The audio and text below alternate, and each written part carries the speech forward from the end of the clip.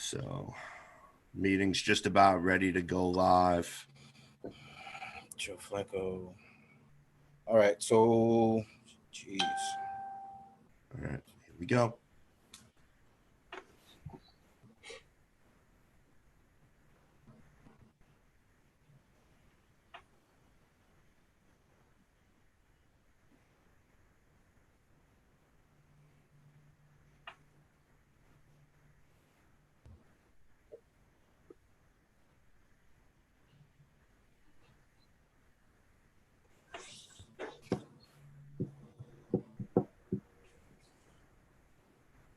In the Worldwide Sports Radio Network. Darnold fires one into the end zone. It is caught. That's a Jet touchdown. And now here is your host, CJ the Painkiller, D. Simone, and Kevin Jackson. What's going on, Jets Nation? Welcome to another edition of Weapons Hot, a New York Jets fan broadcast here on the Worldwide Sports Radio Network and Sports World Radio. I'm your host, CJ the Painkiller, D. Simone, and I am joined, as always, by my co-host, my partner in crime, and one of my very best friends. Ladies and gentlemen, please put your hands together for the man, the myth, the legend, Mr. Kevin Jackson. You know what time it is. All right. Ladies and gentlemen, once again, these intros are crazy, man. I love these. I love these intros. You have no idea. Like literally, I just want to rip my shirt off and run down like the Ultimate Warrior. Another episode of Weapons. And I'm gonna hold look. I'm saying another episode of Weapons Hot, man. We've got some interesting things to discuss. Obviously, few moves that I think are or maybe have some impact on the team. Yeah, interesting, but it's going to probably quiet down. We'll have the at least for the next couple of weeks anyway. We'll start to get some more team stuff, and maybe we'll have some more actual news to discuss. But right now, I'm excited about what we got.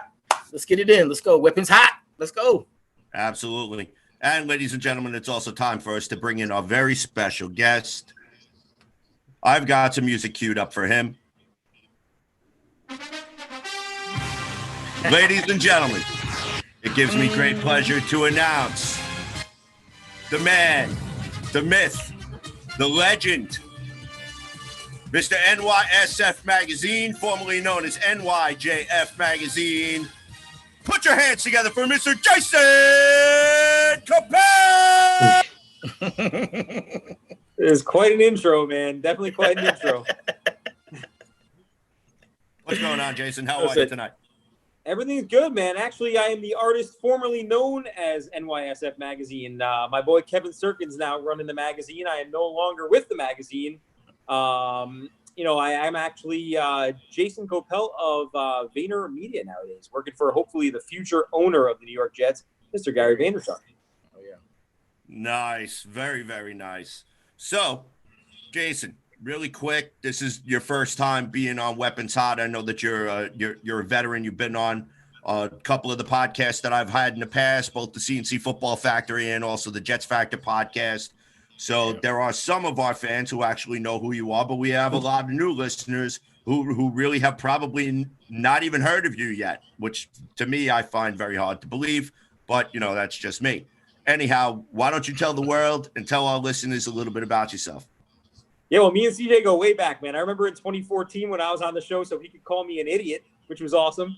And then we became friends after that. But he didn't love what I was doing in 2014. So the way I got started in this whole crazy Jets media world was in 2014 after Geno Smith threw those 3 first-half interceptions against the Bills, and the Jets were in full meltdown mode. I was in full fan meltdown mode, and in the middle of the night, I think as all of us were. Yeah. And in the middle, actually, after Idzik's infamous press conference the next day, I was in a group chat with my Jet fan friends, and I said, you know what? I'm going to get this guy fired as a joke. I wasn't even being serious. And I put as a follow-up to the joke, I put up in 10 minutes a quick website called firejohnidzik.com. And the goal of it was to put a billboard up outside of the stadium. I never thought it would actually work. I posted the thing on the Jet Nation website. And within 24 hours, got a call from Christian Dyer. said he wanted to cover, the story and give me a chance to talk about the mission of the website.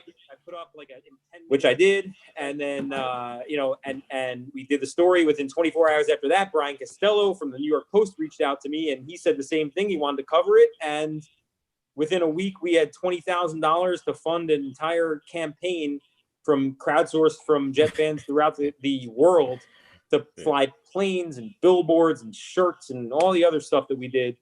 And John Idzik got fired. And then after that was done, I had this platform that I built on Twitter and Instagram and everything, and wanted to try and do some good with it. So put a website together called nyjetsfans.com.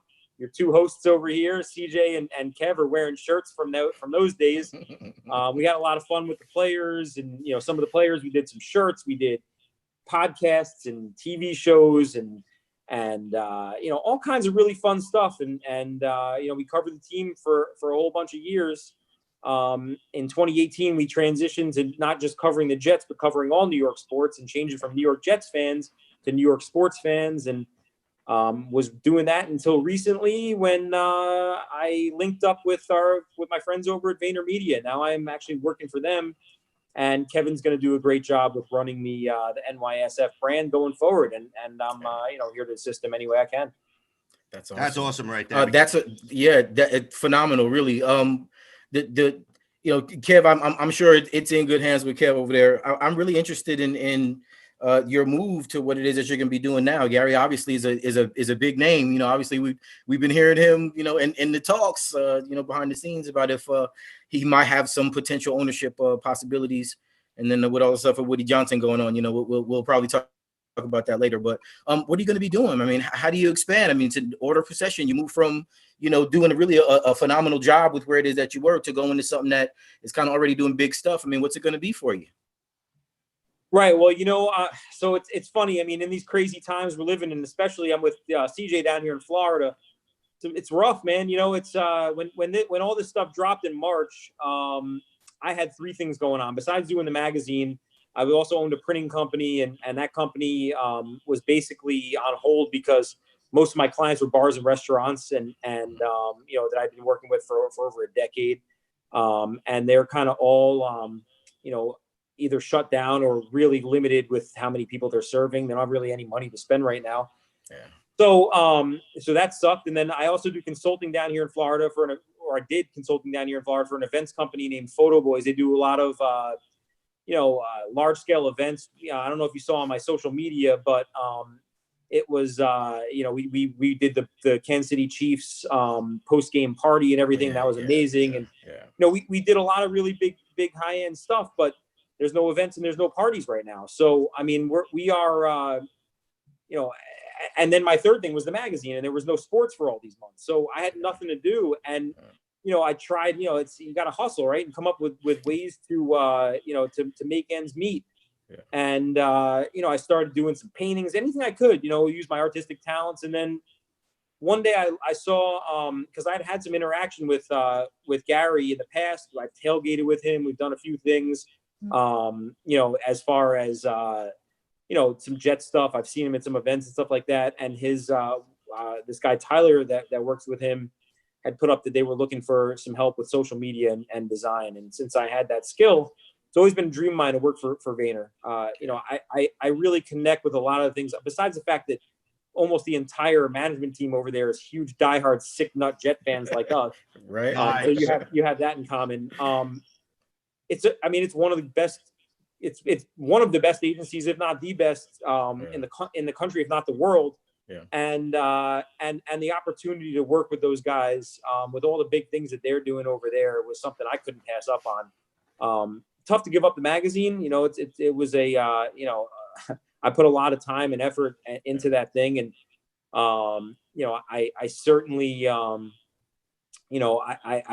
love doing it. But at the end of the day, I think that it's important to remember, as I was talking about with CJ before we jumped on, that outside of the football and the sports world, like there's a real world out there that, you got to look out for yourself and do what's best for yourself. I just feel like if I look at myself 5 years from now, where I'm going to be with NYSF magazine compared to where I'd be with Vayner, mean, it's a no-brainer. I mean, those guys are doing huge things, and the opportunity to kind of work my way in there and hopefully, impress them and work my way up and do some things. I mean, who knows? Hopefully Gary will buy the team one day and make me team president by Right. that.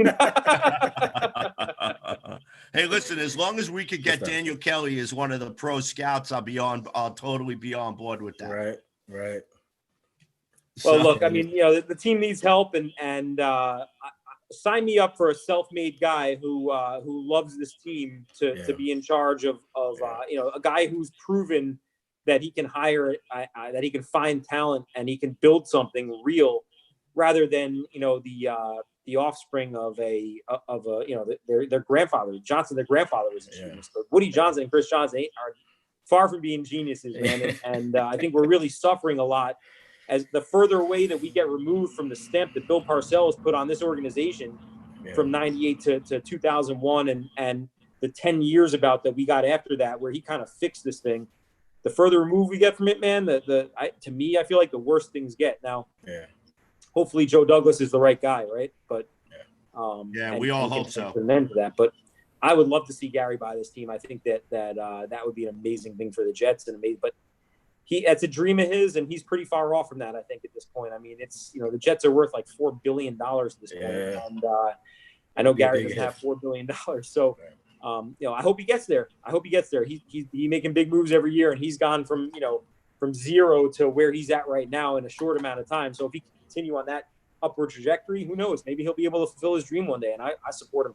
I hope he does. Yeah, absolutely. So, all right, guys, time to jump into the deep end of the pool. Obviously, we're going to start off with a headline that kind of caught my eye a little bit. Josh Doctson, he opts out. No surprise there, but what kind of really struck me as a little bit spectacular about this story, for lack of a better term, is the fact that he's actually opting out, not just because he's worried about COVID, but he also wants to take this time to go to Africa to do some missionary work. So, which I think I've never heard of that. I think that's actually really, really awesome on his part, because it's showing that he wants to use his platform to do some philanthropic good, which is that's huge in my opinion. So I wanted to get your thoughts. Jason, we'll start with you and then we'll circle around to Jax. Yeah, look, man, I think that with what's gone on for these last 5 months, that people have really kind of taken a chance to step back and really reassess what's important to them, right? I mean, I did it. I mean, as I just said before, I mean, there's a whole world out there outside of the sports realm. And to me, like, a guy like Josh Doctson, I mean, I don't know how much money he's earned in his career. I got to imagine it's enough that he can live on for the rest of his life. I mean, if invested wisely and properly, I mean, he's got to have a few $1 million in the bank. If he chooses to use his time to better the world instead of to play sports, I mean, how could anybody hate on that, right? I mean, that's a wonderful thing that he's doing. If that's how he's going to be feeling more fulfilled as a person, and he thinks that's the right thing for him to do, man, that's how I feel about all these guys who are opting out. I mean, as much as it sucks as for us as sports fans to see like C.J. Mosley opt out of his contract, he's got a 1-year-old kid at home. If he's concerned that that his kid is if that puts his kid even 1%, I mean, look, all of us, if you have a loved one, that. And you're concerned that doing something is even going to put an extra 1% chance of causing any kind of harm to your wife, your kid, whoever. I mean, why, as far as I'm concerned, if you have enough money to live the rest of your life and to be happy, and that's what you want to do to make you happy, it's not up to you to make fans happy. Like that's what fans got to realize. They got to do what's best for themselves and to do what's best for their life. So I support all those guys that opt out. I don't love it as a fan because I'm like, damn, we didn't see C.J. Mosley play last year. We gave him a lot of money, and now this year he's going to be out too. So who knows what he's even going to be next year if he comes back after being out of the league for basically not playing football for 3 years. But I mean, we all got to take a step back and say, hey, man, God bless. Do your thing. Absolutely. Right, exactly. These are unprecedented times, right? I mean, we haven't had anything like this happen. Maybe some aspects of what it is that we see going on are going to be normal for what it is that is going to happen going forward. But something like this in particular, I mean, I mean, really, how do you question it? I mean, I'm not going to be that guy that, that tries to point my finger and says that hell no, he should be playing. These are maybe more than others, or maybe in this case, maybe into more than some others. This might be a mental health thing, and I don't necessarily mean he's got issues, but this is a time where, I mean, you take the time, and if he's going to go do something and put his heart and put his hands into something that's going to help someone and that makes him feel better, understanding what it is that he's risking, not just here, but also there. I mean, it's not like he's going someplace where there's still no risk. I guess the idea behind it is, to take the time. This is going to be a time where, more often than not, people are believing that the season might not even make it all the way to the end. We might get a few games and they might shut it down. So, why put something like this off if you, especially with whatever limited, what is it? There is something that he's going to end up still getting under his contract. He's going to still get some sort of money. Even if it is just a small amount. And to Jason's point, he's probably got enough anyway. It doesn't make a difference. But this particular case, I don't know. The reason that he gave is it makes it hard to question. But as far as the team is concerned, and his position in what is going to be a really kind of a tight, kind of hierarchy at the top there, or to try to get in, which is where he's at. That's going to be difficult. There's going to be some guys that are going to step in and do something. And this is just me even spitballing now about the business side, because, the personal side, there's no way I can question that. The business side, I don't know. It is a business decision. It's difficult to see how it plays out, because we're going to have some guys. There's going to be some free agent guys. There's going to be some movement. There may be some injuries. There could be a lot of things that happen. This is difficult. I like Josh Doctson. I thought he really had a chance. As of right now, we don't know where this leaves. We don't know where it leaves the team. But obviously, there's no way to question his motives and what it is that he's trying to do.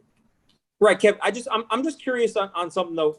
I mean, do you think that like Josh Doctson, a guy like that? I mean, there was no guarantee he was even going to make the roster, right? I mean, exactly. A guy like Josh Doctson. So you would think it's different for a guy like Mosley, who has enough money now at this point with his signing bonus and all the money made in Baltimore and everything, where he can sit back comfortably and live the rest of his life. A guy like Josh Doctson, I mean, is not in the same position as CJ Mosley. So to me, it's more surprising when you see a guy like that who, they just traded for, who was at the back end of that, depth chart at the wide receiver position. Yeah. And also at the same time had a real serious opportunity because of the lack of depth on our depth chart to not only crack the lineup, but make a name for himself and then parlay that into a lot of money potentially. Exactly. He's so you have to really, as far as I'm concerned, really almost respect where he's coming from, where he's willing to forgive all that, in order to go and do something that's in his heart that he thinks is the right thing to do. I mean, my God, that's that's the point. It's a business decision, but obviously we're human beings, first and foremost. And that's a human reason, you know what I'm saying? Really, right? It definitely won't help him crack any lineups anytime. So that's for sure. I mean, that's what I said. Yeah. It's a questionable business decision, right? It's a questionable business decision. I think that's the point that we're making, because his opportunity it's big. Him staying is big. Now, and we'll probably end up talking about this later. That gives more opportunities for Lawrence Cager. That gives more opportunities for Campbell. Gives more opportunities for maybe some young guy that we might not even know his name, who might come into practice and a Robbie Anderson type. Exactly. Right. So, I mean, it's a questionable business decision, but you can't question the heart in him making the choice. Yeah, you ain't kidding about that. That was actually going to be my next question. Believe it or not, you guys kind of stole my thunder a little bit, but now does this kind of open the door for a Lawrence Cager, a Campbell, or, like you guys had said, to now come in and crack this roster? I know that last year we were talking about Braxton Berrios. We were also talking about Vincent Smith. So, a couple good speedsters that made their impressions toward the end of this year. And hopefully we start to see them continue to grow. because one of the biggest things that's always been an issue with the New York Jets franchise is being able to actually harness and build and retain their homegrown talent. So obviously we saw that in the Jamal Adams situation, but now as we kind of turn our attention toward the wide receiver room, whereas, now you have a Jamison Crowder, you've got a Denzel Mims, you got a Brashard Perryman, who's the next three that you guys see, or the next two that you guys see rounding out that top five? Yeah, I'll let Jason knock this on. I have a kind of a quick point on this, but go ahead, Jason, please. I mean, I think you already named the names that I'm thinking. Berrios, Vincent Smith, and then you could get a guy like Cadron, maybe on the practice squad or something, to work his way into the lineup. Because it's a lot of it's going to depend also, I think, on specials, right? When you get to that part of the roster, it's the guys who really show up and show out on special teams that usually get a place. Because he had what's his name? I can't believe I forgot his name. He was our special. He was a special teams beast for the last couple of years. Wide receiver, Sharon Peak. So, like a guy like Sharon Peak, that guy, he didn't really do very much at all as a wide receiver, but he stuck around the roster for a few years, on the depth chart as a wide receiver because he was a good special teams player. So, those type of guys are going to need, a guy like Cager, he's going to crack the roster, I think, if he can go out on special teams and become a beast. And then, if he gets an opportunity as a wide receiver, and he can, make a couple catches or something, then he could work his way up that, up on that way. But I think that Vincent Smith and Berrios are going to get a real opportunity. I think, I like what Berrios brings on specials. I liked a couple flashes. I mean, I think about, that one catch that he had where it was on a slant. He wound up going about 78 yards, got tackled on the 1 yard line. But still, I mean, I also liked what I saw of him in Miami. So I think that he's kind of, he's a little sneaky kind of type of guy that I think could be a good slot guy. I know we already have Crowder in the slot, but I think that Berrios can definitely be a number 5 guy. Maybe Vincent Smith at the 4, and then Cager if he can stick around. Now, again, that could all change. I mean, but the problem is this year's a little weird, right? I mean, a lot weird because there's no training camp real. I mean, there's training camp, but there's no massive opportunities to really show up in preseason games like what a Robbie Anderson was able to do in his, first year here when he was basically making ridiculous catches every preseason game and played his way onto the roster with Bryce Petty. But that guys aren't going to have that opportunity. So it's going to be tough, man, for a young, undrafted free agent to come in here and make that kind of impact right away. Yeah. There's a reason why I wanted you to go first, because I mean, you knocked it out of the park, obviously. And you kind of just put some nuance onto something that really I just was going to try to say succinctly. The reason why when we were talking about Doctson not coming or deciding to opt out was because we have no clue really right now. I mean, really think about it. I mean, we've got a lot of guys who, have touted upside. They're fast, they're long, or in Berrios' case, he's multi-faceted because he has a special teams experience. And to Jason's point again, he did flash. Excuse me, but none of that. We have no idea who these guys are at all. And this was an opportunity. If they do the expanded rosters, and I mean, I don't know if the 80-man thing is really going to be what it exactly is when we come to. But if they do that, then how many more guys get opportunities, and then how many of those guys get bumped out? How many are we going to see them make a move for Demaryius Thomas, like we kind of hear them kicking around because of his relationship with Gase? I don't necessarily like that move, but I will say this, because of the difficulties that we're having with no preseason and all of that, or not much, practice time, Demaryius Thomas is a smart business decision, and I think Joe Douglas would be stupid to not consider that. I mean, I don't have to like it. It's not an emotional thing for me. But what this kind of does is it still kind of opens up an opportunity for those first few guys to really solidify themselves, early.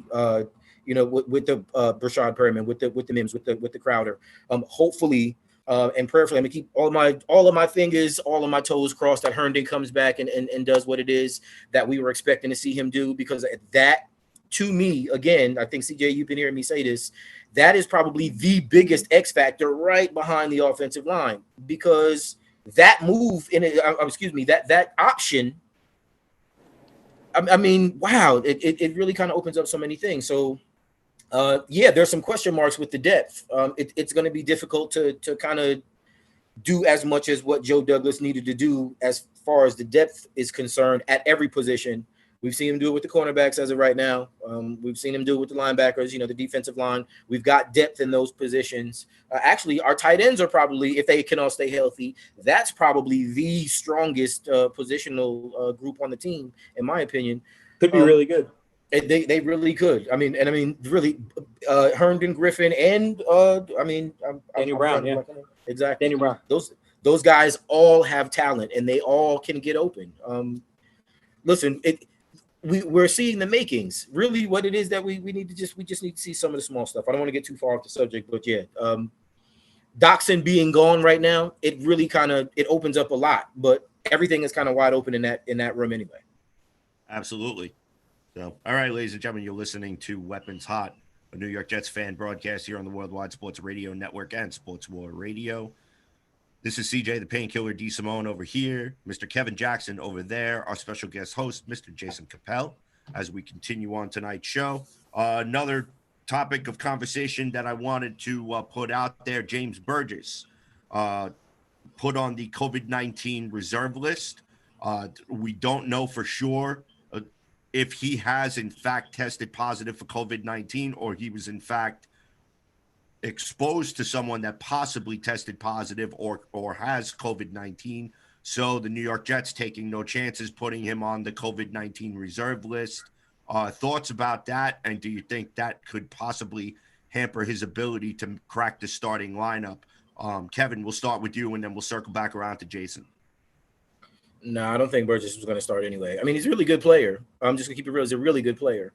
But just to hit that first, I'm not sure if actually in the cards. He's capable. I'll just put it that way because he's really a solid linebacker. But I don't know. As far as the COVID-19, the COVID aspect of it, I took an online course for contact tracing just because I kind of wanted to dig and I had some time. Okay, really, it took me a few hours, wasn't that big deal, but it gave me some insight into how everything works and all of the jargon and everything else is surrounded by it. So with something like this, if he's exposed and really he's really got a short window before he has to be locked away, or he's going to affect more people. If he's come into contact and somebody, it's a really strong possibility, then I think it's a smart move for them to do it immediately, even if he's not. Because if he is, then you've obviously you've got a problem. Affecting his play, I mean, how long does he have to be out? I mean, I please refresh my memory on that. I mean, it's not like he's 2 weeks, I think. Yeah, it's a 14-day quarantine, and he has to test. He has to test negative on 2 consecutive. That's right, and no fevers. I just wasn't sure what the time frame was on that, or what the league time frame was on it, because I know it's the 14 days or the testing. So 2 weeks isn't bad for him specifically because he's got experience. You know what I'm saying? He's been here. It's not like the guy doesn't know what it is that we're doing. Actually, he's probably, he's much further ahead than somebody else that's coming in from behind him. He would have probably been just functionally more ahead of where CJ Mosley was even coming back, being gone out for the year. So, again, it's a good opportunity for him to hit the books, and maybe when he comes back stronger, more grounded in the playbook. But as far as him having to sit out, I don't think that's a big deal. All right, Jason, what are your thoughts? Yeah, he pretty much hit it on the head. I don't think that it's really a concern unless. See, where it comes in is if he had COVID, we don't know that. But if he does have it, that could create issues, obviously, with the lungs and with his conditioning and his ability to go out there and play, even after he no longer has it. I mean, you hear all kinds of crazy things on the news about the effect that it has on your lungs and on your breathing and all that stuff. So, like my cousin got it down here. He was over my place. I've been around so few people, and I've been really careful with who I've been around. My cousin and I spent a lot of time together, lives down here, and he came over on July 4th. And then 2 days later, we spent the day together. And then 2 days later, he called me up and he said, "Guess what, dude? I have COVID. I'm really sick." I was like, "Shit!" So I had to quarantine myself for for 2 weeks and stay away from everybody, just like these guys are doing. Now, I didn't get it, which was good, obviously, but he's still on an inhaler. He's got all kinds of like breathing issues and everything afterwards. So you got to be obviously really careful. If he's just, was around somebody and they're just using an abundance of caution, I don't think it's going to make any difference to whether or not, he is able to get in his full off season. Because I mean, really, what are they doing right now anyway? I mean, it's not, it's nothing really all that intense. I mean, it's not like he's a new guy that came in off the street and doesn't know the system and all that stuff. And he's back for year 2 in the same system, so he should be all right. We'll see what happens. Yeah. Hopefully, it's not a positive test, right? That's the point. If we just hope it's not a positive test, right?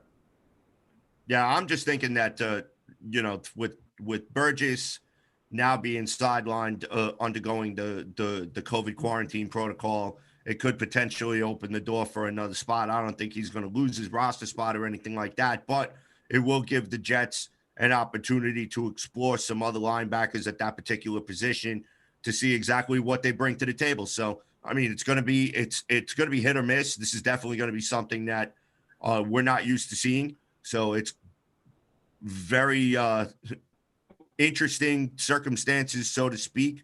And it's going to be curious to see how the Jets coaching staff adapts to the challenge.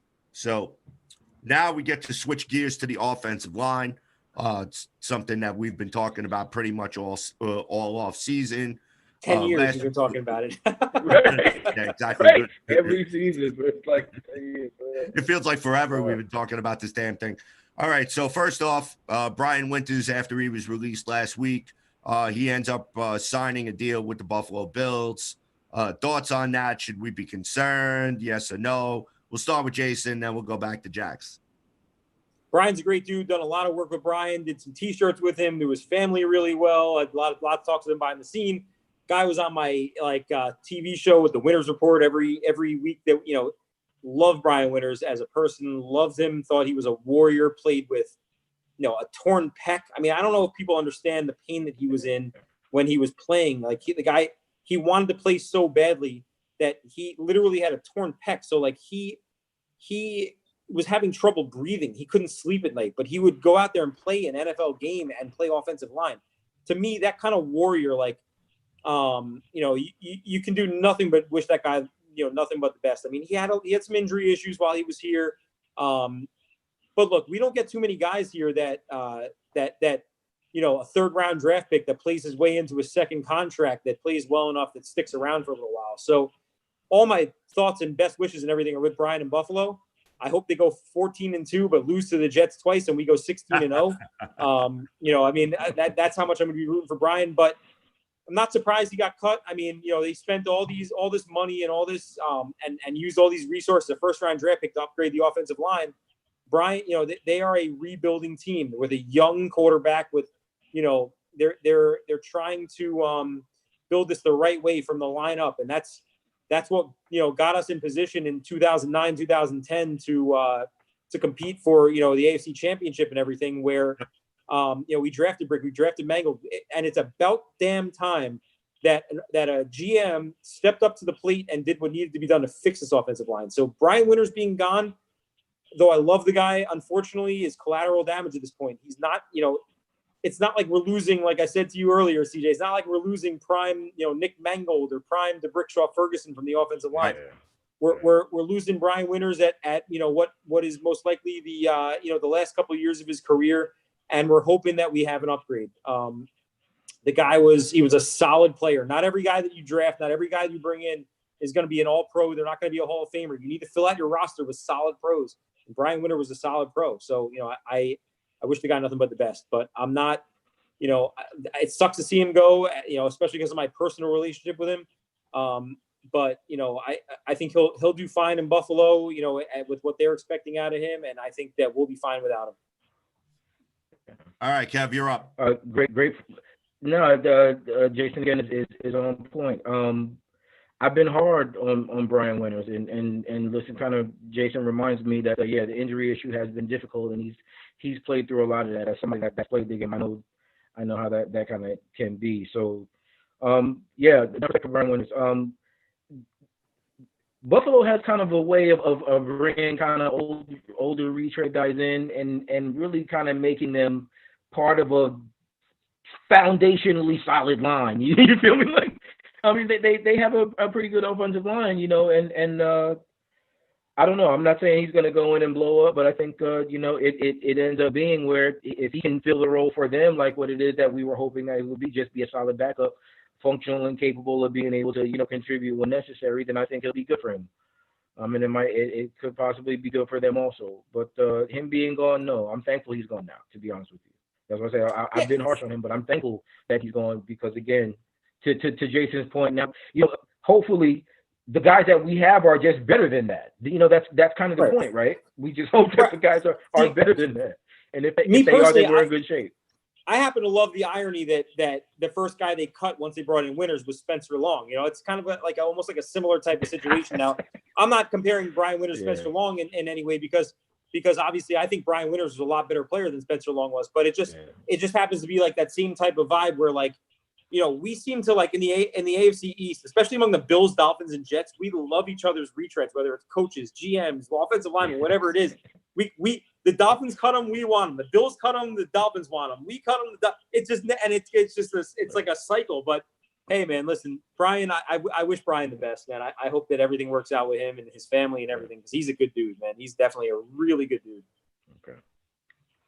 Well, basically, just my opinion on the whole Brian Winters scenario is that, at least we're not going to have to worry about him having another torn pectoral muscle and having to play Iron Man, trying to go out there and give 50% when, right. When it hurts us a little bit. Right, exactly. So, at this point, if you would have put a traffic cone out there, and it would have actually been a lot better. But, no disrespect to Brian Winters. He did well when he was here. But what I found comical was the Buffalo Bills fan base, writing to the New York Jets fan base, laughing at us, saying that we basically gave up our most fundamentally sound offensive lineman. And I just about spit my coffee out of my mouth in hysterical laughter.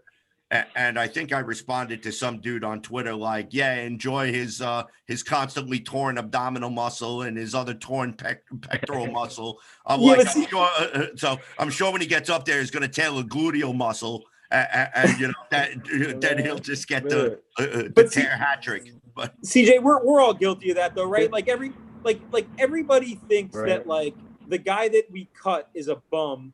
And the guy that we sign is a stud, even though the fan base of whoever the hell it is that we signed from is going to come onto our Twitter or whatever and say, that guy sucked. You guys are overrating him. He was garbage. So the same thing that we did once we loved Jamal while he was here, right? And then once we traded him to Seattle, our Jet fans were all over. Oh, enjoy that bum. That guy's a locker room cancer. Blah blah blah. Right. So it's the same thing we all do as fans, man. We're gonna pump up our guy and on the way in, and we're gonna talk trash about him on the way out. Yep. It is what it is. Yeah, it's standard fan for us.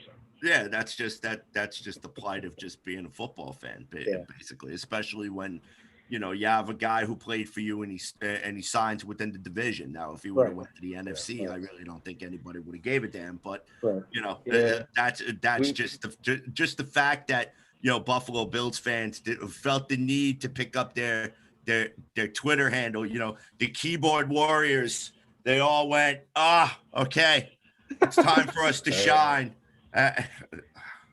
Buffalo fans got their own problems because they got a running back playing quarterback, and now they got Brian Winters blocking for that running back. So we'll see how that works out for them. Mike and Keith will call them. Mike and Keith or CJ calling it the Hill people. That's right. They'll love Brian Winters. Which the best one, but if all works out the way that I expect, he'll probably just be riding the pine over there for them for a while because I'm not sure if he's going to be able to stay healthy or be good enough to crack that line anyway. Yeah, that could be a very possibility. I mean, he basically is just going to be an overpaid bench warmer, but whatever. All right, so moving on. All right, so Alex Lewis. Shout out, Brian. I got your back, buddy. I got your back. If you're watching this, I love you, Brian. Don't listen to Brian. Brian definitely gets love. Brian the hog, man. Let's not discount that. That's all right. So let's move on. And wanted to bring up Alex Lewis. Okay, Alex Lewis, the New York Jets offensive lineman, been incredibly outspoken in his defense of Adam Gase, and also in his defense on a lot of the stuff that was going on with the New York Jets organization in regards to the Jamal Adams incident. As a matter of fact, got the opportunity to speak out about the first round draft choice, Mekhi Becton. He actually referred to Mekhi Becton, and I quote, as the Great Wall of Green, in which the way that he is absorbing all of the offensive line coaching and so on and so forth. We've seen numerous workout videos of Mekhi Becton posted on social media. He's definitely getting himself into game shape. So just wanted to hear your thoughts on that. We'll start with Jason, and then we'll circle back around to Jax. Well, I think that Alex Lewis is true proof that we all have good takes and we all have bad takes, right? Because Great Wall of Green, good take. Adam Gase defense, bad take. And, it's all good, man. Alex Lewis, his heart's in the right place. Because you know what? There's not a person on this planet that's more outspoken about his disdain for Adam Gase, right? Like, so I am, like, I flew planes over New York City that I wanted the guy fired, right? Like, but that said, I think it's refreshing and a good thing. See, like, at the end of the day, I want to be wrong about that take. I want to be the biggest idiot on the planet that everyone's like, haha, there's that idiot that flew a plane. Meanwhile, the Jets just won the Super Bowl. That's like the best case scenario. Right. I'd be that idiot. So, like, I'm rooting for Adam Gase, and I want the players to support Adam Gase, and I want the players to buy in, and I want for them to prove me wrong. So it's all talk until they go ahead and win some games, right? Because if they win games, Adam Gase is going to keep his job, and we're all going to be happy. And if they lose games, Adam Gase is going to get fired, and none of us are going to be happy.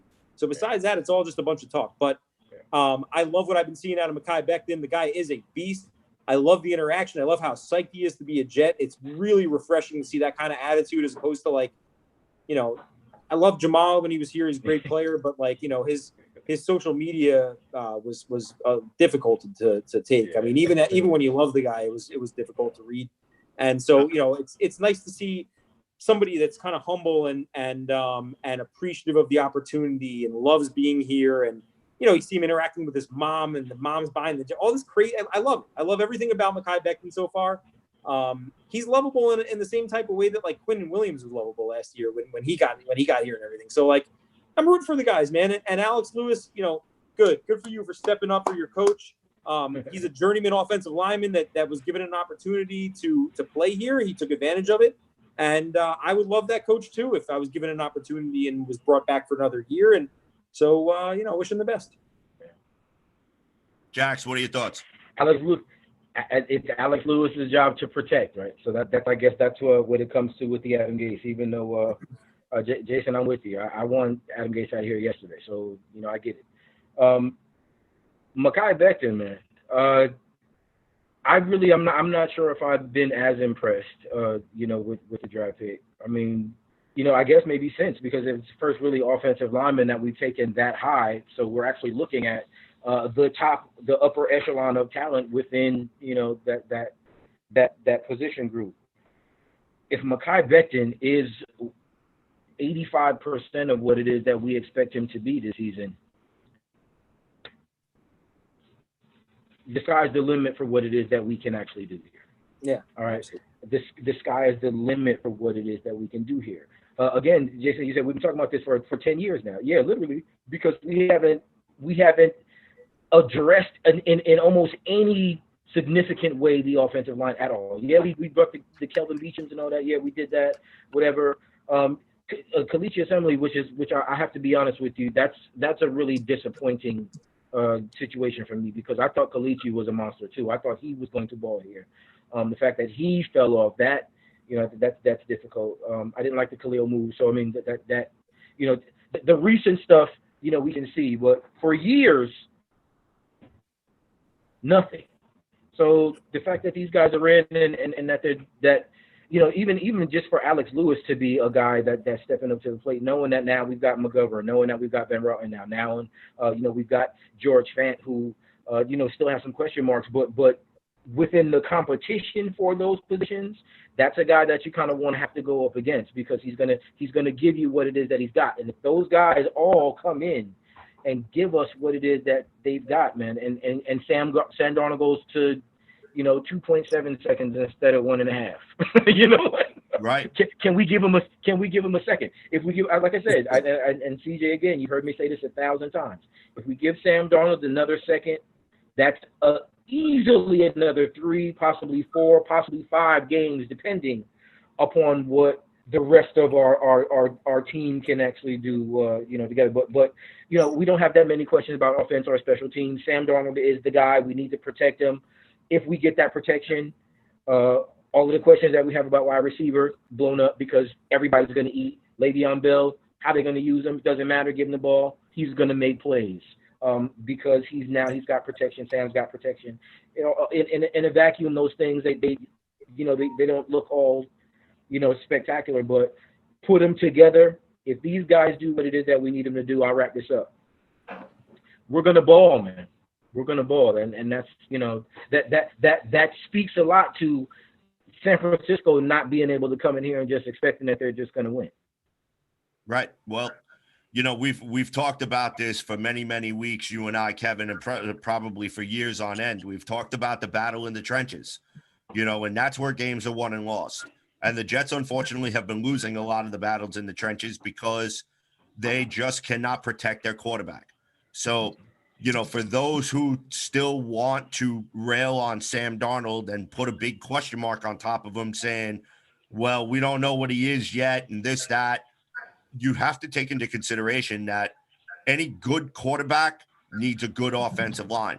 Now, I know that there are some fans that are going to say, well, good quarterbacks don't need a good offensive line to protect them because they make the guys around them better. Here's where I disagree with that point. Okay. Right. Here's where I disagree. I can't even take that take seriously. People are nuts. Right. Like, don't be that guy, please. Right. Because if you put Tom Brady behind the New York Jets offensive line, he's going to get killed. You put Peyton Manning behind the Jets offensive line as it was constructed last year, he's going to get killed. Okay. Now, I know a lot of people want to bring up Deshaun Watson and want to bring up Patrick Mahomes. Okay. Well, Patrick Mahomes, great football player, incredible quarterback, also had the benefit of a very good offensive line in front of him.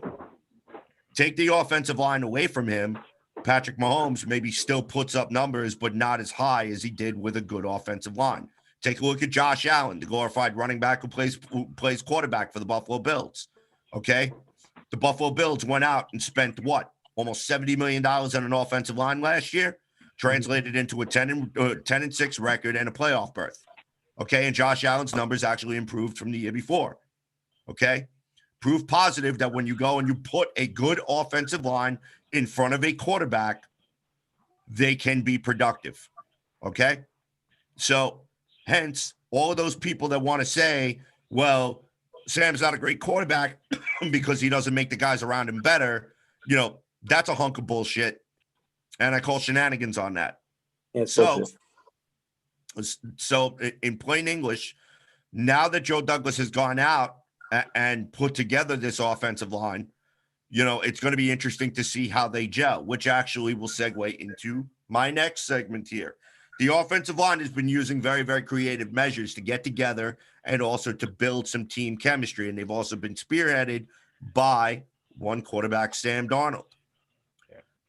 Me personally, I'm very impressed about this because you have your franchise quarterback who's so motivated and just chomping at the bit to get this season underway, to go out there and to just find a way to wash off the stink of last season on some of the bad games that he had, plus also build on a lot of the successes that he did have last year, and to prove that the 6-2 last year wasn't a fluke. Okay, so with that being said, I'm very curious to hear what your gentlemen's thoughts are. Same rotation. We'll start with Jason, and we'll circle around back to Jax. Well, look, man, I mean, that stuff is all great and we love to see it. I mean, it's definitely good for building chemistry and stuff like that. But I mean, remember Jets West with Mark Sanchez and getting the guys out there, and that was all great until the team wasn't winning. He's still doing that stuff. And all that stuff is you definitely want to see your quarterback being a leader and stepping up and setting things like that up. I mean, that's a great thing to see. But again, just like with the Adam Gase stuff, it's like at the end of the day, you got to win games. That's how you build a culture. That's how you become a leader. And that's, at the end of the day, you have to win games. That's how you get fans off your back. That's how you get ownership off your back. That's how you get the media off your back. That's how you get the monkey off your back. That's how you get every possible thing that you want to remove and take the next step as you got to win games. And, like if they go 10-6 this year or 9-7, even 8-8, that'll go a long way. I mean, obviously if they go 9-7, Adam Gase ain't going nowhere. They go 10-6, Adam Gase isn't going anywhere. They go 10-6, Sam Darnold's not going anywhere. If they go 2-14, you're going to have a lot of chatter from a lot of Jet fans and a lot of media people and everybody that they should take that first round draft pick and go get a quarterback, right? And then you're going to be starting from scratch all over, and you're probably going to have a new head coach, a new quarterback, and we're back to square one again. So it's like you got to win games, man. You got it's been a decade. The time has come to win games. Like it's nice to have all these camps and all this, Alex Lewis talk and all that other stuff, but go win some games. Just go win some games. It's really simple. Jason, I just refer all of my questions to Jason because he's basically just kind of saying what it is that I'm thinking. This is weird, but 10 years of neglect on an offensive line, and Jason said something earlier about since Bill Parcells has been here and how the further away we get from the type of leadership that creates that environment for this team. If I was just to kind of I don't want to get too far into the weeds on this, but the fact of the matter is that we are now just really kind of seeing some of the foundational pieces being laid right now. And I think that really at this point, we're going to have so many questions. Just like you've heard me say this before too. It's another unfortunate side effect of hunger. We're not ourselves. We're all pissed off. We're all angry. We're all having these weird ass takes about different players and who should we bring in and should we pay Clowney $15 million and all of that. I don't think those are really smart moves. I think what it is that we're seeing right now is something new. I think it's something that hopefully within the next few years we'll see as being the beginnings of maybe some respectability for us. I'm sick of being a laughingstock in the offseason. CJ, what do you say in the intro? The jet tax, go over that, and being a laughingstock and big boy. We need to be an organization. And I think right now that's what we're seeing happen. I think we're seeing those steps being taken. And it's going to be weird in between because nobody's ever really seen it done, or it's been a while anyway. And, a lot of the folks that are really going to be the ones that are going to be talking most loudly about it now, maybe they haven't been around as long as we have, so right. They're going to say some stuff that's going to piss the folks off. But, I'm just excited about where we're going. Like I said, I don't want to get too far off of where it is that we're at, but the cohesion that I'm seeing, just to kind of go back to where we started with the Alex Lewis point, the cohesion that I think that we're seeing, that's what it is that we hope that it's like in the building. We hope that the pieces as they come in, they attach themselves to everybody else like that. Mm-hmm. The one Just Drive video that they struck a little while ago, McClendon, man. Oh, beast! I love that guy. Love him. Man. I want that guy on every team right now. That's the kind of guys that you want to have. And to the point about us losing Jamal, McClendon's the leader, man. That's the leader right now. Oh, I could have told you that from being in practices, man. Yeah. That guy's on people's asses. And McClendon, make that guy, like when he retires, because he's obviously not getting any younger, when he retires, make him a coach. Can we keep that guy around? Keep him in the building, right? Yeah. Keep him in the building. I don't care what you got to do, whatever job you got to give him, keep him in the building because, that guy wants to win. Like there's guys I really genuinely feel like don't care if they win or lose. It's a job to them. They want to get their paycheck and go home. They don't love the game. You saw it with Mo Wilkerson. You saw it with a couple of the guys. They couldn't be bothered to show up on time to practice. Couldn't bother. Once they get paid, some of these guys, it's like I've made it. My life dream is filled. I just looked at my bank account and there's $25 million in there and I'm good. Whatever happens.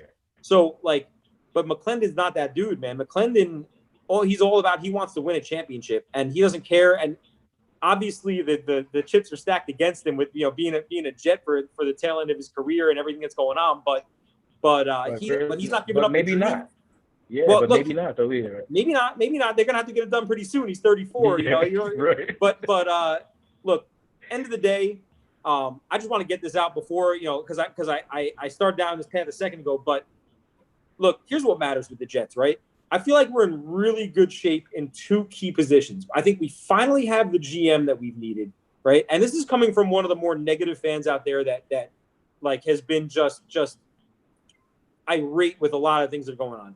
I love the quarterback and I love the GM. And typically, if you love the quarterback and you love the GM, you're not that far away from success, right? So we gotta give some time for the quarterback and GM together. And that's why I hate all these damn articles that are coming out that are saying that this is a make or break year for Sam Darnold. Like, to me, like if Sam Darnold isn't working out with what we have right now, it's not because of Sam Darnold, it's because of Mike McCagnon, all the pieces that they put around him, and the coach that we put around him, and the coaching staff that we put around him has not been able to get what Sam Darnold is capable of. We've seen what Sam Darnold is capable of, right? So I want to see, no matter what happens this year, I want to make sure that we don't go down that line where fans start calling for Sam Darnold. So to me, he's 22 years old, 23, whatever he is. Like, that's crazy talk, man. Like, let's tone that down, and let's let him and the two most important positions on the team, most important people in any building in the NFL is GM and quarterback. Because you can always replace the head coach,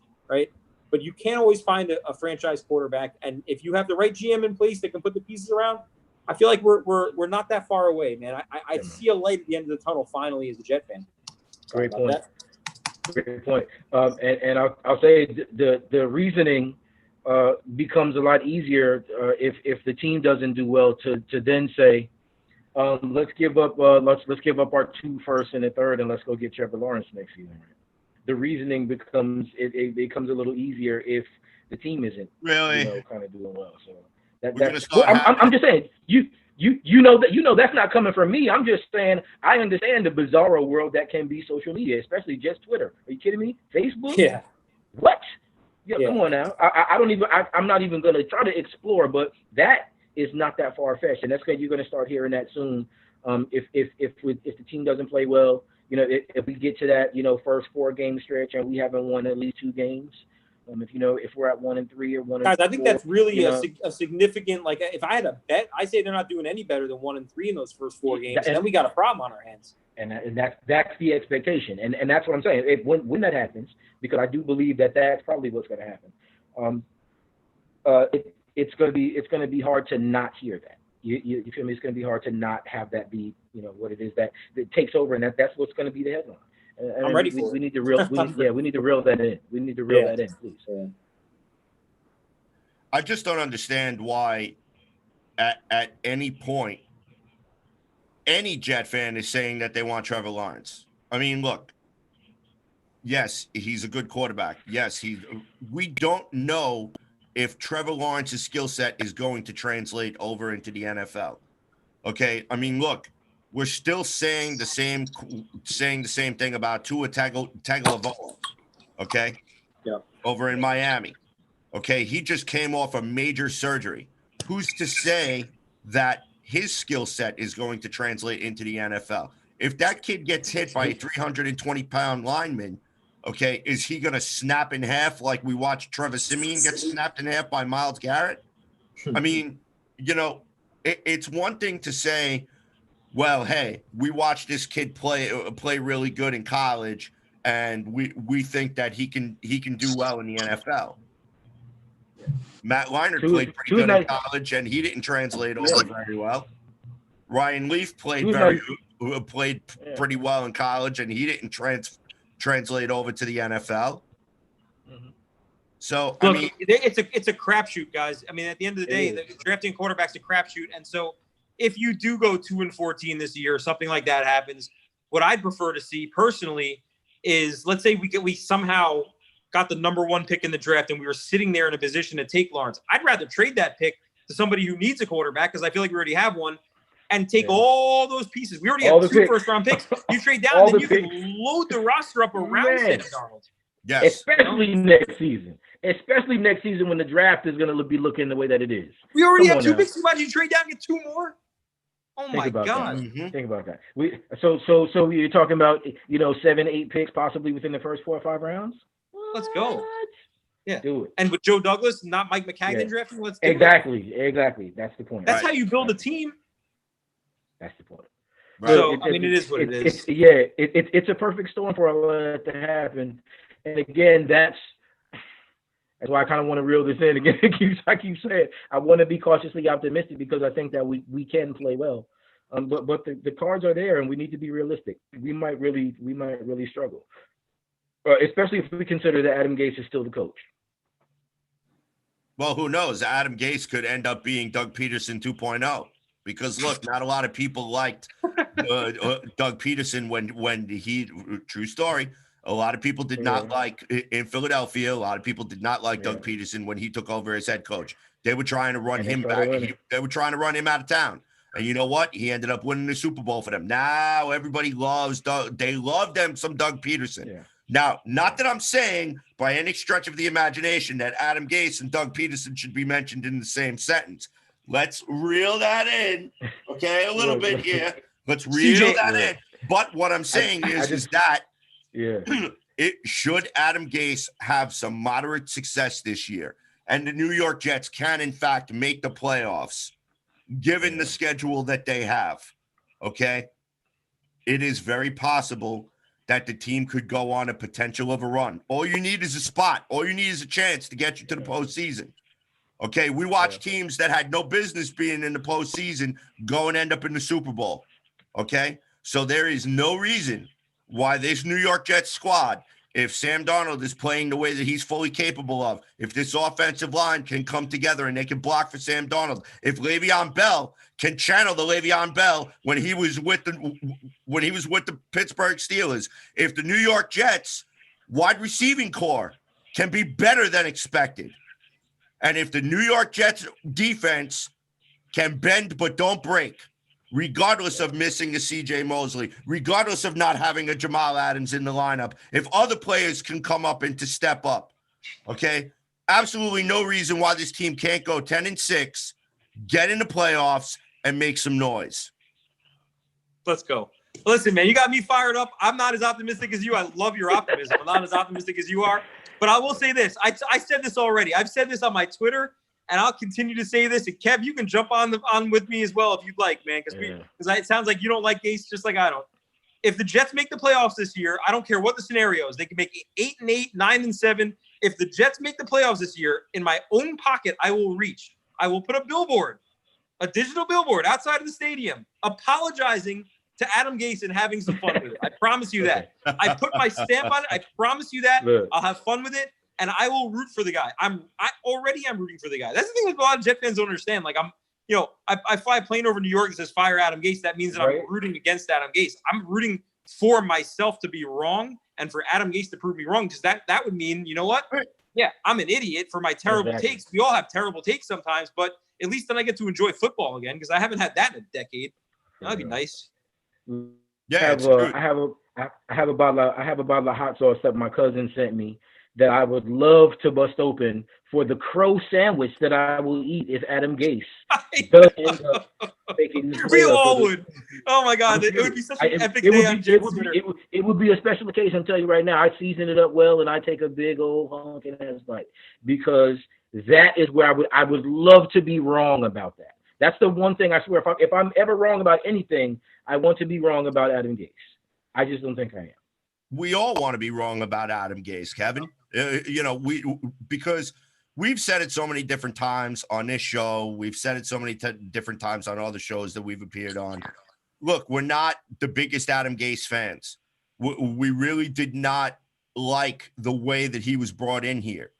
Okay, now, if this season goes sideways, I have to believe that Joe Douglas will do something about it and make a coaching change. Yeah. Okay, because I mean, I highly doubt that should the Jets go 2-14, that Adam Gase survives this, especially if the offense is as lifeless as they were last year, and Sam Darnold looks like he's actually regressing instead of progressing. Does he finish the season? Oh, That's he'll my finish. question. They're not going to Yeah, fire him. and that I think is, and maybe it's just I like I said, I don't want to overreact to this, but I think that could be bad for us. I'll just be honest. To allow him to continue to do the damage that we actually see him already kind of doing. I mean, and it's not so much that, you know, if people are getting worse, they're not getting as good as they're supposed to be getting.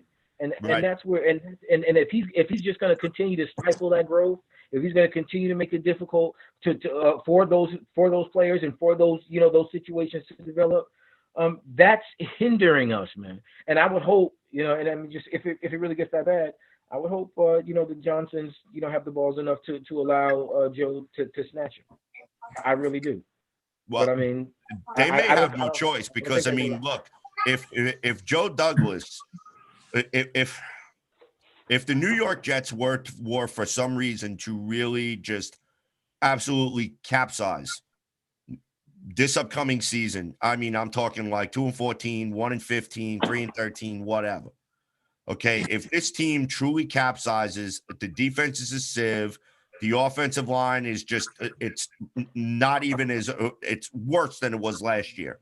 Okay, although you think that it probably couldn't get any worse, I'm sure it probably could be. Okay, but look, barring like 50% of the team just completely being injured, a COVID outbreak or whatever, Adam Gase is going to have to seriously probably be the worst coach in the NFL to get fired this season. But if the Jets record reflects it, that he does only manage 2 wins or 3 wins against his schedule, and the team looks like it's heading backwards, then yeah, it would probably behoove Joe Douglas to make that move. And I hope that the Johnsons would give Joe Douglas the blessing to go ahead and to make that move. But I don't know. I think this has the potential to go the other way, where if Gase can finally learn from his mistakes and finally be the coach that we all hope that he's going to be, Sam Darnold takes that next step, the offensive line does what it's supposed to do, and the Jets put a few more wins on the board than they did last year, then look, you know, we may be having an entirely different conversation at this time next year. Who knows? I hope so. So now some good news on the New York Jets injury front. I did want to bring this up. Both Avery Williamson and Joe Flacco received some very, very good news. Joe Flacco will probably only be out, worst case scenario, week 1. Best case scenario could be back. They're talking about maybe week 2 or week 3. So his neck injury is healing, which is a very, very good thing for the New York Jets backup quarterback situation. And of course, Avery Williamson coming off that ACL injury that he suffered. Right now, all signs point to that he will definitely be starting week 1. So just wanted to get your thoughts about that really quick. Jason, we'll start with you, and then we'll circle back around to Jax. Absolutely. I'm going to give you my thoughts on Flacco right now. Just after I drop these thoughts in here, man, unfortunately, I have to run because a little bit of an emergency popped up. But, dude, it's nice finally, I feel like, that the Jets have a competent backup quarterback, man. Like, isn't it a miracle how long it's been? Think about how long it's been since we've had a guy that you feel like you're comfortable if the starter goes down. I mean, McCown was that guy, I guess. Yeah, McCown. Brunel. Going back that far. Yep, Uncle Josh. Brunel. I mean, it was McCown. Yeah. McCown was a good backup, but really, I mean, McCown was really the starter, right? I mean, you had Sam kind of, come in his place. But look, end of the day, it is nice to have a guy like Flacco that is a Super Bowl champion. And I think Joe Flacco doesn't get enough credit. I mean, I know that a lot of people think he's kind of a scrub and stuff like that, which I don't understand how he got that label. That dude kind of like, if you watch the way that he performed in playoff games, like he outplayed Tom Brady. Like that actually happened. Like we've seen that on the field, and he's won big games playing really big time football. Now he obviously he's not Tom Brady, right? But But you can get a guy like Joe Flacco on your team to be your backup quarterback and impart some wisdom. I know that he wasn't a big fan of, trying to mentor a young quarterback in his last spot. But I think that's a different situation here, coming in knowing he's the backup as opposed to coming in, to Denver when he was thinking he was, he had that starter position locked up and everything. Yeah. So, you hope that he can heal up. That neck's all right. We've seen a lot of neck injuries recently, with Bilal. We saw one, a couple of Quincy and all that stuff. I mean, that's not a good situation with neck injuries. And you got to see how those heal. But from all accounts and everything, he seems to be healing really well.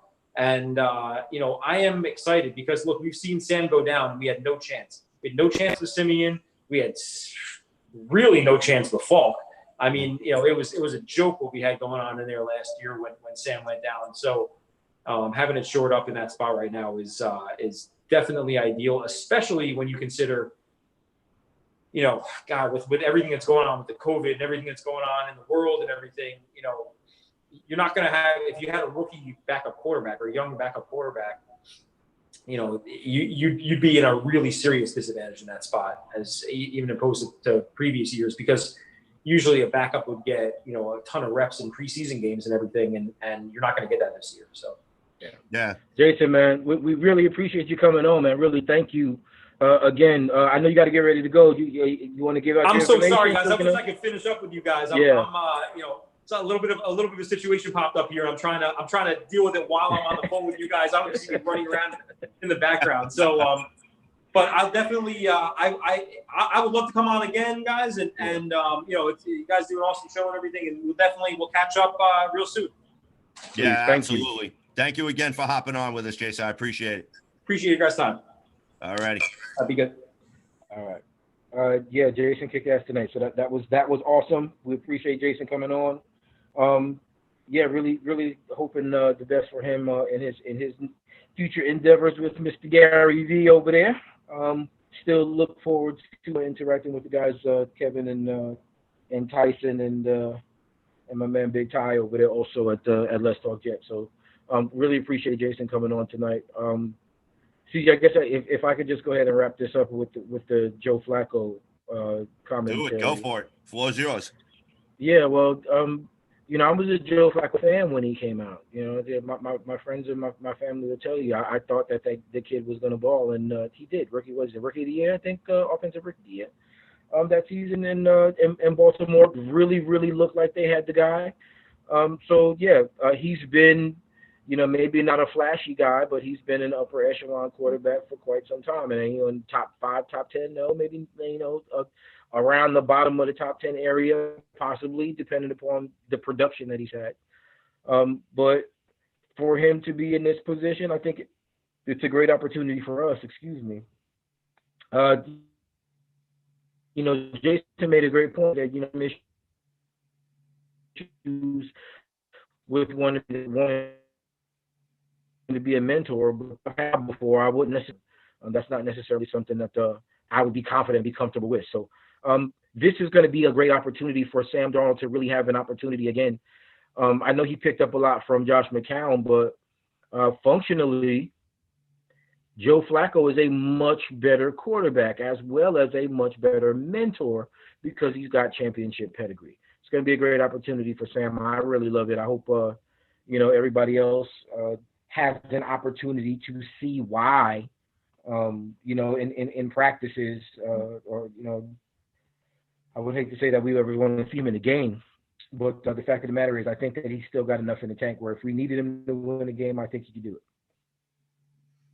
Yeah, I completely agree. I mean, look, the New York Jets backup quarterback position has been an absolute travesty over these past couple of years. Last year it cost us 3 games that probably if we would have had a competent backup, we probably could have won maybe 1, possibly 2 of those games. And look, as long as number 14 stays healthy and we don't have to call upon Joe Flacco to come in and to kind of, hold the seat warm until Sam is able to come back, I'll be extremely happy with that. But it also gives me a little bit of comfort knowing that should Flacco have to come in, we have somebody who's competent, who can go out there, run the game plan, run the ship, and be a game manager for us until Sam does get back. Hopefully, knock wood, we don't have to experience any Sam Darnold mono injury, ankle injury, or whatever.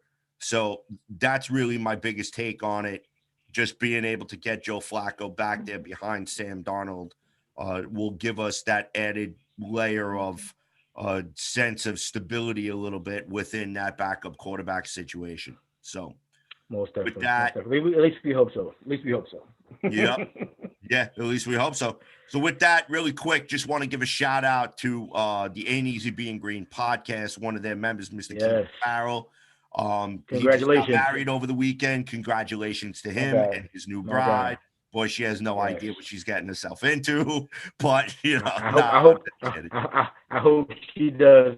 I hope she does, because that means she's cool, and that means he's got a great one. Hey, yo, congratulations to both of you guys. If either one of you are watching, both of you are watching, congratulations, love you guys. Really, thank you.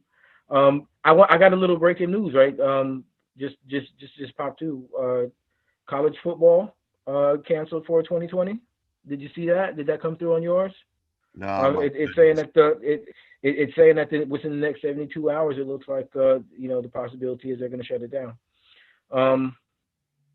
Wow. Man, 2020 is 2020 is up there with one of the worst years. Can you imagine? Man, that's just completely unbelievable. So I mean, for the 2020 college football season to be shut down, it's going to be very interesting to see what next year's NFL draft is going to look like. And now, we're hoping that the NFL can definitely get their season off the ground, and we hope that the NFL's COVID-19 protocol plan that they have in place can actually be executed, and we do not end up losing football this season, because it looks like that, the team, it's kind of funny, but the NHL and the NBA are really enjoying success this with their playoff runs and playing games and so on and so forth because of the bubble.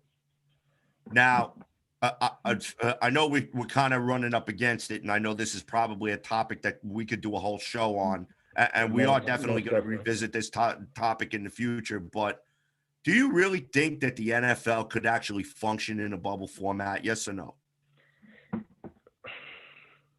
Yes. Yeah, that's what I thought. Yes. It's complicated as hell. You know what I'm saying? It is complicated. But we're also talking about a multi-billion-dollar business.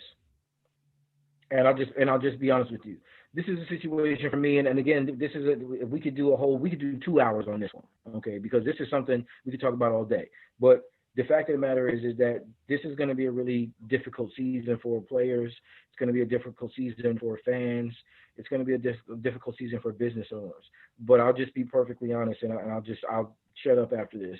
I think the business owners have a responsibility, maybe within this situation, and to go above and beyond for us, to go above and beyond for their players. They are the ones that really have all of the money. And yes, a business, they want these guys to put their lives on the line, basically, to entertain us. We want them to put their lives on the line to entertain us. It's the team's responsibility to make those things happen. And if they really want to make money, they need to spend it. And if they want to spend it, they can do the bubble system. They can make it happen. They just have to be willing to spend the money. Yeah, I completely agree. I think that a bubble format in the NFL is incredibly feasible. I just think that for them, they would have to shake up the schedule, where I think the NFL regular season schedule would kind of have to go out the window. They would end up obviously having to split the country in half, where having, East Coast teams kind of stay within the East Coast within a bubble format.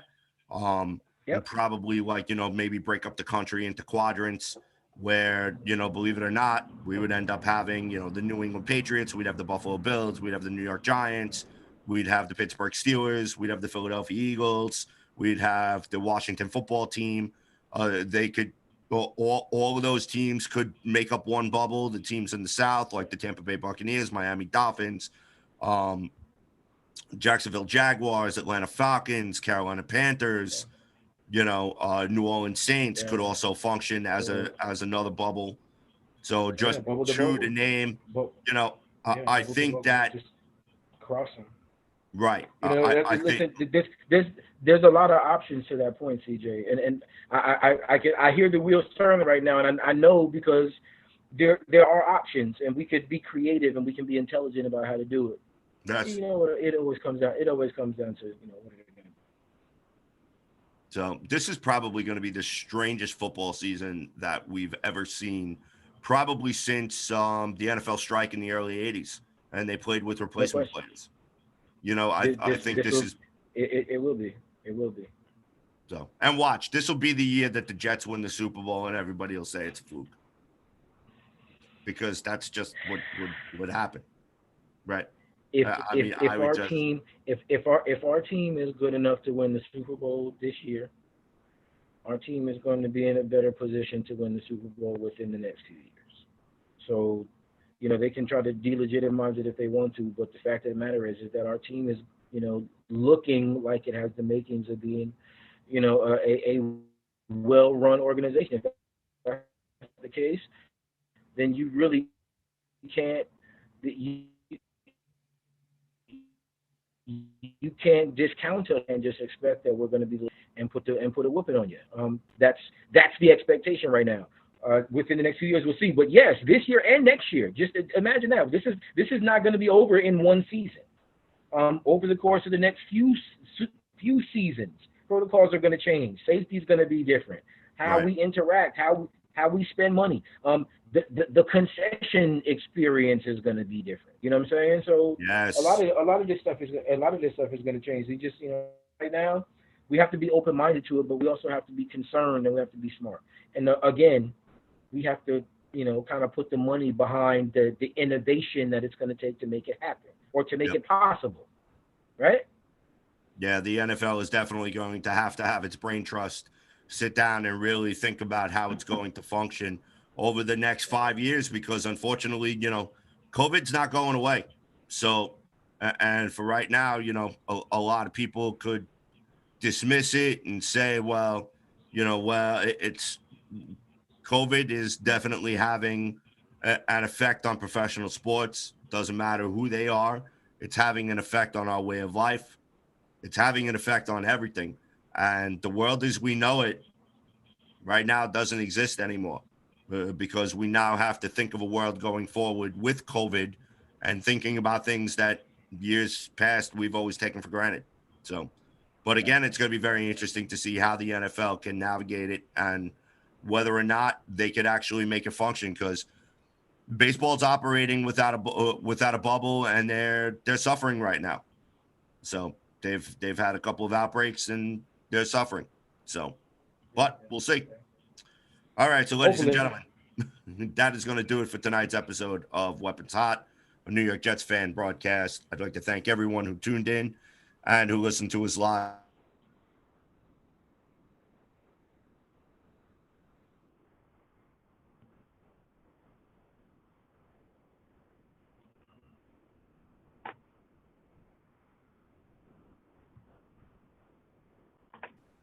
At Spotty Blackman. So, ladies and gentlemen, please, by all means,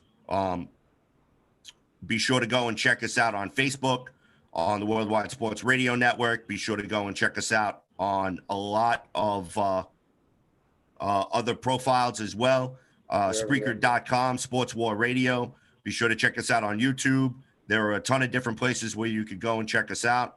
So anywhere you get pods, guys, anywhere you get pods, Spotify. I was using that a little while ago. I know they're everywhere. Basically, just rock with us. You bet. So, ladies and gentlemen, from Mr. Kevin Jackson on the other side of the glass, this is CJ the Painkiller D. Simone signing off.